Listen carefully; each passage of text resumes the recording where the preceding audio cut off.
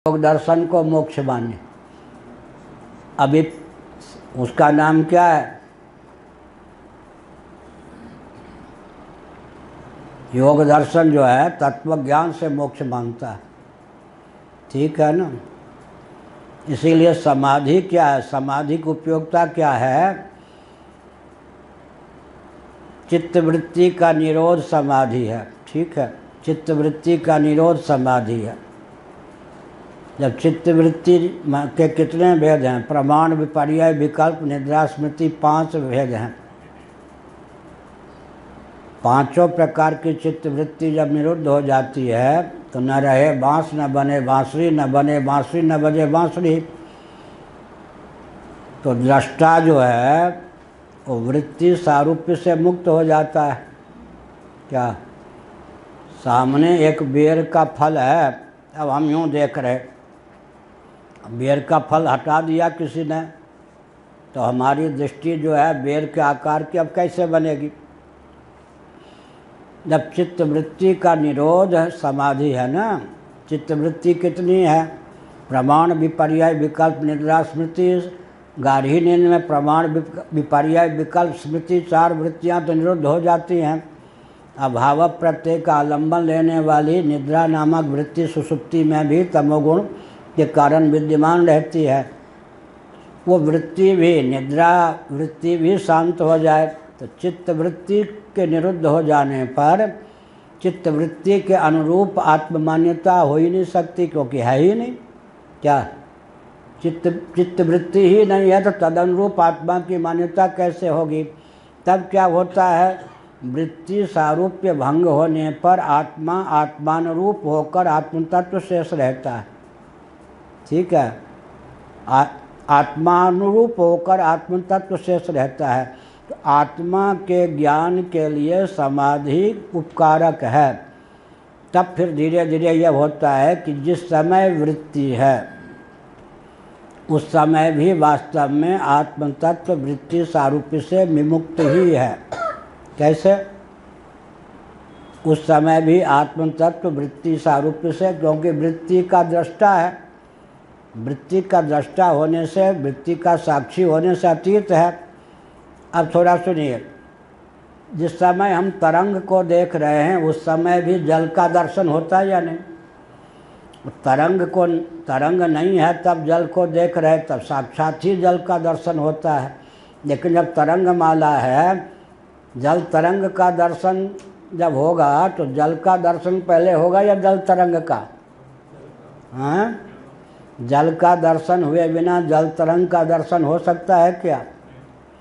और जल और जल तरंग का दर्शन हुए बिना जल के बुदबुद का दर्शन हो सकता है क्या?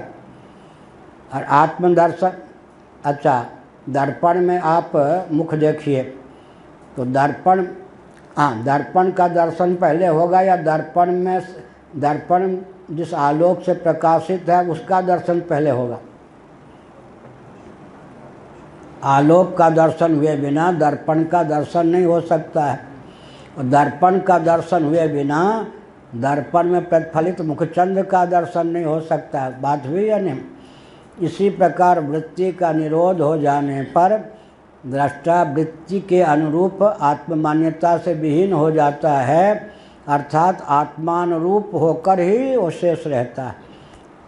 समाधि के बल पर जब इस तथ्य का अनुसंधान हो जाता है तब जाकर क्या होता है? आत्मा को आत्मानुरूप समझने का, अविप्लव विवेक ख्याति से मोक्ष मानते हैं ना, आत्मा को आत्मानुरूप समझने का मार्ग प्रशस्त हो जाता है। आत्मज्ञान का सन्निकट साधन समाधि है, लेकिन योग दर्शन को अविप्लव विवेक ख्याति से मोक्ष मान्य है। उसमें जो समाधि है एक हेतु है, अंतरंग हेतु है। दूसरी बात यह है कि फिर अब योगियों का तो दिमाग ही चकरा जाएगा, आजकल के योगियों का। अरे व्यायाम एक योग का अंग है, व्यायाम ही का नाम योग थोड़े है। 192 सूत्र हैं योग दर्शन में। 192 व्यक्ति भी देश में हैं कि 192 सूत्र का ठीक से अर्थ कर सकते हैं, विश्व में नहीं है। 12 व्यक्ति भी मिल जाएं तो अहोभाग्य विश्व का समझिए। अब फिर प्रश्न उठता है कि चित्तवृत्ति, अब चलो योग पर ही बोल देते हैं। चित्तवृत्ति का निरोध चित्तवृत्ति का निरोध संभव है तो कैसे है? बहुत टेढ़ी खीर है। भामतीकार आदि की कलम थोड़ी देर के लिए सर्वज्ञ थे, रुक गई। समाधि समाधि समाधि लोग करते, तो पूछो समाधि क्या है? तो चित्तवृत्ति का निरोध। चित्त क्या है भाई? चित्त की पहले वृत्ति तो सिद्ध करो, फिर चित्तवृत्ति का निरोध करोगे। योगियों का जो चित्त है वो विभू है या अणु परिमाण परिमित है या मध्यम परिमाण परिमित है? विभू है। विभू का निरोध कैसे होगा? हम घट का ये क्या आकाश का निरोध कैसे करेंगे? पहले तो योग दर्शन की सीमा में चित्त वृत्ति का निरोध, चित्त वृत्ति का निरोध। चित्त क्या चीज़ है? जो तो विभू है, उसकी वृत्ति कैसे बनेगी? आकाश की वृत्ति सोपाधिक होगी या निरुपाधिक? वृत्ति माने कार्य, वेव्स, तरंग एक है, फंक्शन विशेष वृत्ति माने। आकाश का निरोध हम करना चाहेंगे, कैसे करेंगे? आकाश की वृत्ति का निरोध करना चाहेंगे, कैसे करेंगे? आकाश व्यापक है या नहीं? पहली तो बात यह है कि चित्तवृत्ति का निरोध है, ये परिभाषा हुई। अब वेदांतियों की दृष्टि में चित्तवृत्ति का निरोध का स्वरूप क्या होगा? वैशेषिकों की दृष्टि में चित्तवृत्ति के निरोध का स्वरूप क्या होगा? और जिनका सूत्र है, योग दर्शन में 192 सूत्र हैं, कहाँ से कौन सूत्र लिए गए हम लोगों को मालूम है, सब उपनिषद के सूत्र हैं। लोगों को नहीं मालूम जो पढ़ते नहीं। उपनिषद के सूत्र ही योग दर्शन में संकलित किए गए हैं। इन सब बातों का लोगों को ध्यान नहीं है, ज्ञान भी नहीं, आजकल पढ़ते नहीं हैं। तो संकलन है योग दर्शन, लेकिन रचयिता का नाम हो गया क्योंकि लोगों को मालूम नहीं कि उपनिषद में ये वचन जो के त्यों पहले से विद्यमान थे। तो हमने एक संकेत किया। क्या संकेत किया? वेदांतियों का जो मन है वो मध्यम परिमाण परिमित, मन जैसा भी हो उससे लेना देना नहीं है। मन को लेकर मान्यता जिसकी जो है, क्या क्या है? मन क्या है वो अलग चीज़ है। मन को लेकर मान्यता जिसकी जो है, वेदांतियों की मान्यता मन को लेकर है, मध्यम परिमाण परिमित है। नैयायिक वैशेषिक मन को अणु परिमाण परिमित मानेंगे। अणु जब है तो उसके परिणाम होगा तब तो वृत्ति होगी ना। अणु परिमाण परिमित जो हो, किनको? वैशेषिकों का, नैयायिकों का मन है अणु परिमाण परिमित, परमाणु अणु परिमाण परिमित जो होगा मन, उसका कोई विभाग हो सकेगा? जल में समुद्र सावयव वस्तु है तो उसमें तरंगमाला की उत्पत्ति हो सकती है। तरंगमाला सावयव है तो उसमें वेव्स, बुलबुले आदि की उत्पत्ति हो सकती है। जब अणु परिमाण परिमित मन है किनका? वैशेषिकों का, नैयायिकों का, उसकी वृत्ति तो पहले सिद्ध करो। संभव ही नहीं है। तब वृत्ति नहीं संभव है तो पहले से योग है, समाधि पहले से है।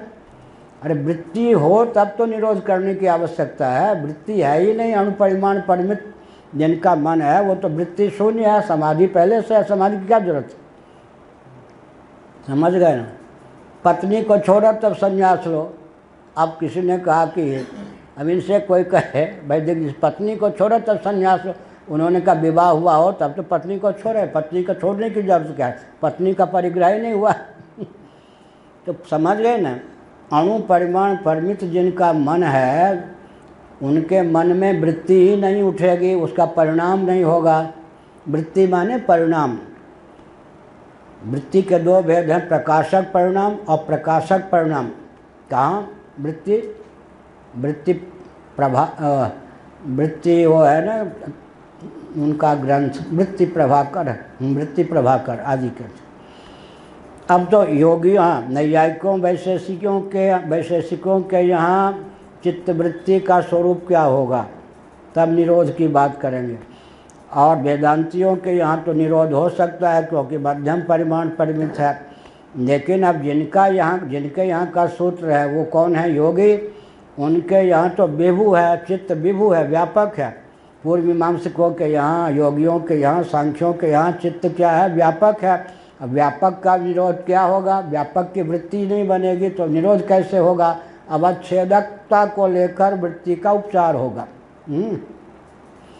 तो फिर क्या होता है? अब फिर आगे प्रश्न कर देंगे तो ठीक है। आपने कहा कि योग दर्शन के अनुसार चित्तवृत्ति के निरोध का नाम योग है।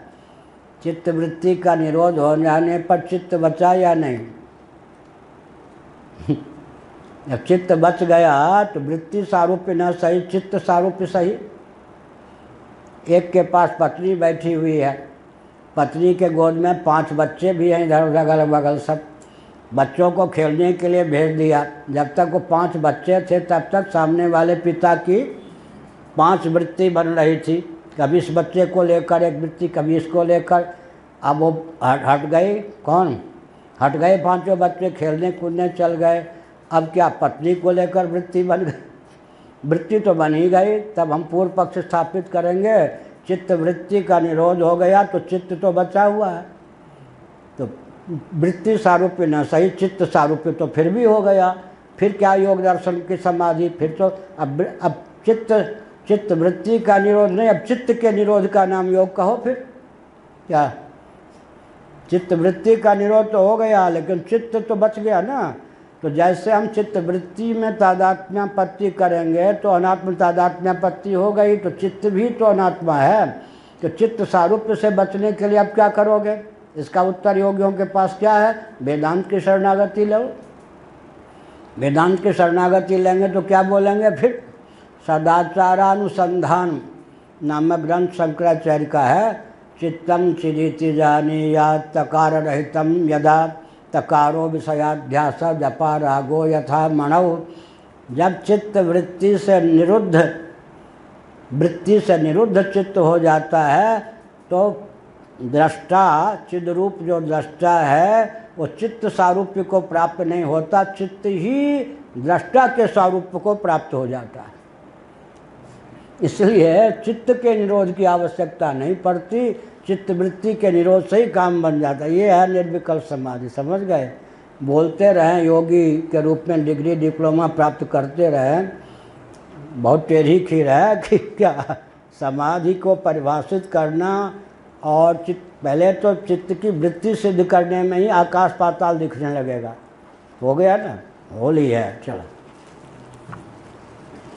ओम पूर्णमदः पूर्णमिदं पूर्णात् पूर्णमुदच्यते पूर्णस्य पूर्णमादाय पूर्णमेवावशिष्यते।